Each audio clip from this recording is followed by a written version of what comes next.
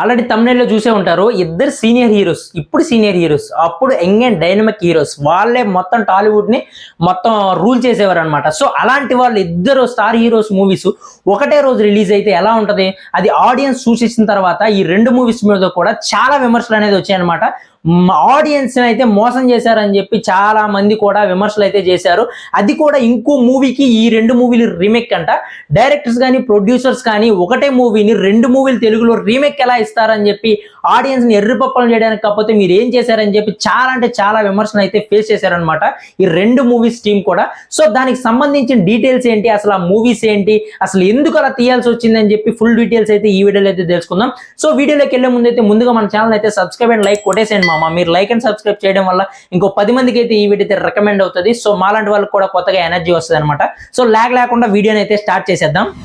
ఇప్పుడున్న present situation లో ఒక ఇద్దరు స్టార్ హీరోస్ మూవీస్ ఒకటే రోజు రిలీజ్ అయితే ఎలా ఉంటది? ఫ్యాన్స్ రచ్చ కానీ ఆ మూవీకి సంబంధించిన కలెక్షన్స్ కానీ ఏ రేంజ్ లో ఉంటుందో మన అందరికీ తెలుసు. అలాంటిది ఇప్పుడు ఉన్న సీనియర్ హీరోస్ వాళ్ళు ఒకప్పుడు యంగ్ అండ్ డైనమిక్ హీరోస్, వాళ్ళ ఫ్యాన్స్ కానీ వాళ్ళు కానీ విపరీతమైన రచ్చ చేసేవారు అనమాట. సో అలాంటి హీరోలకు సంబంధించి ఒకటే రోజు రెండు మూవీలు అయితే వెంకటేష్ గారిది అలాగే బాలకృష్ణ గారిది రెండు మూవీస్ కూడా ఒకటే రోజు రిలీజ్ అయ్యి ఒకటే స్టోరీ మీద వస్తే ఎలా రియాక్ట్ అవుతారు ఫ్యాన్స్ చూసి వచ్చిన తర్వాత? అది వేరే లెవెల్ కదా. సో అలాంటి సిచ్యువేషన్ నే మన బాలకృష్ణ గారు వెంకటేష్ గారు ఇద్దరు కూడా ఫేస్ చేశారు. ఇప్పుడు మాస్ అండ్ డైనమిక్ హీరో ఎవరు అంటే బాలకృష్ణ గారి పేరు అయితే చెప్తారనమాట సీనియర్ హీరోస్ లో. అలాగే ఫ్యామిలీ ఎంటర్టైనర్ ఎవరు అంటే వెంకటేష్ గారి పేరు అయితే చెప్తారు. సో వీళ్ళిద్దరికి సంబంధించి 1989లో అయితే ఒక మూవీ అయితే వచ్చిందనమాట. బాలకృష్ణ గారిది ఒక మూవీ, వెంకటేష్ గారిది ఒక మూవీ అనమాట. సో వీళ్ళిద్దరికి సంబంధించిన మూవీలు విపరీతమైన హైప్ తో క్రియేట్ అయ్యి అయితే రిలీజ్ అయ్యాయి అదే రోజున. ఆడియన్స్ అందరూ కూడా మంచి ఎక్సైట్మెంట్ గా అయితే మూవీస్కి అయితే వెళ్ళారు.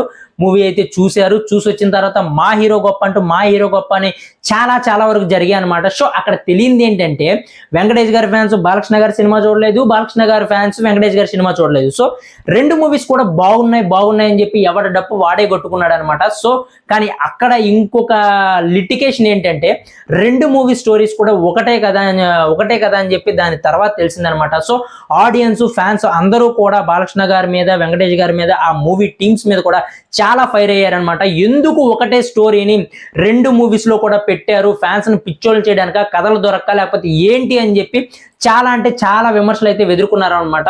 ఆ మూవీస్ ఏంటి అంటే 1989లో జూన్ 29న బాలకృష్ణ గారి సినిమా అయితే అశోక చక్రవర్తి అని చెప్పి ఒక సినిమా అయితే రిలీజ్ అయింది. అదే రోజున 1989లో జూన్ 29న వెంకటేష్ గారు నటించిన ధ్రువ చక్రవర్తి మూవీ కూడా రిలీజ్ అయింది అనమాట. ఈ రెండు మూవీస్కి సంబంధించిన స్టోరీ ఒకటే.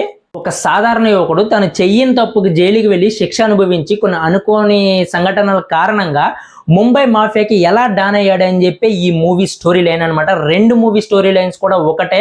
అది కూడా ఈ రెండిట్లో కూడా కౌబాగా అయితే నటించారనమాట వెంకటేష్ గారు బాలకృష్ణ గారు. అది కూడా ఇక్కడ ఇంకో ట్విస్ట్ ఏంటంటే ఈ రెండు మూవీ స్టోరీస్ కూడా ఒక మూవీ నుంచి వచ్చిన ఇన్స్పిరేషన్ అనమాట. సో అశోక చక్రవర్తి అనే మూవీ అయితే మన మలయాళం స్టార్ ఉన్నారు కదా మోహన్ లాల్ గారు మలయాళంలో రిలీజ్ అయిన ఆర్యన్ అనే మూవీ అయితే బ్లాక్ బస్టర్ అయిందనమాట. సో ఆ మూవీకి రీమేక్ గా తీస్తున్నామని చెప్పి బాలకృష్ణ గారి సినిమా అశోక చక్రవర్తి అఫీషియల్ అనౌన్స్మెంట్ అయితే వాళ్ళైతే అప్పుడైతే ఇచ్చారంట. కానీ ధ్రువ చక్రవర్తి మాత్రం వెంకటేష్ గారు తీసిన మూవీ మాత్రం సేమ్ అదే స్టోరీని ఇన్స్పిరేషన్ గా తీసుకొని అయితే వచ్చింది. ఆ మూవీకి రీమేక్ అని చెప్పి ఎటువంటి అఫీషియల్ అనౌన్స్మెంట్ అయితే వీళ్ళైతే ఇవ్వలేదంట. సో కానీ రిలీజ్ అయిన తర్వాత రెండు స్టోరీలు ఒకటే అవ్వడంతో మాకెవ్వరికి తెలియదు అని చెప్పి వీళ్ళైతే తప్పించుకున్నారన్నమాట. సో ఎందుకంటే వాళ్ళ స్టోరీ వాళ్ళది, వీళ్ళ స్టోరీ వీళ్ళది కదా. సో మాకెవ్వరికి మీ స్టోరీ గురించి మాకు, మా స్టోరీ గురించి మీకు తెలియదు అని చెప్పి వీళ్ళైతే సైడ్ అయితే అయిపోయారు. ఇక్కడ ఒక పాయింట్ కూడా ఉందన్నమాట. ఎందుకంటే అఫీషియల్ గా రీమేక్ అని చెప్పి బాలకృష్ణ గారు మూవీ అశోక్ చక్రవర్తి వీళ్ళైతే అనౌన్స్ చేశారు, వాళ్ళ పర్మిషన్ కూడా తీసుకున్నారు. కానీ వెంకటేష్ గారు ధ్రువ చక్రవర్తి మూవీ మాత్రం పర్మిషన్స్ ఏమీ తీసుకోలేదు, జస్ట్ ఆ స్టోరీ లైన్ మీద తీసుకున్నారంట. సో అందుకనే ఆర్యన్ అనే మూవీ మలయాళం స్టార్ అయిన మన మోహన్ లాల్ గారి వాళ్ళ టీంకి అయితే మన ధ్రువ చక్రవర్తి తీస్తున్నారు ఆ స్టోరీ అదేనని చెప్పి వాళ్ళకైతే తెలియదు. కానీ ఇక్కడ ఒకటి ఏంటంటే ఈ మధ్యలో పరుచూరి బ్రదర్స్ ఉంటారు కదా, వీళ్ళకి సంబంధించి అయితే ఫుల్గా ఆడియన్స్ అయితే వేసేసుకున్నారు. ఎందుకంటే ఇక్కడ ఒక పక్క అశోక్ చక్రవర్తికి సంబంధించింది, అలాగే ధ్రువ చక్రవర్తికి సంబంధించిన డైలాగ్స్ కానీ ఇవన్నీ కూడా ఈ పరుచూరి బ్రదర్సే రాశారు. ఖచ్చితంగా వీళ్ళకి తెలిసే ఉంటది అని చెప్పి ఆడియన్స్ అప్పటికి కూడా కొంచెం కోపం అయితే వ్యక్తం చేశారనమాట.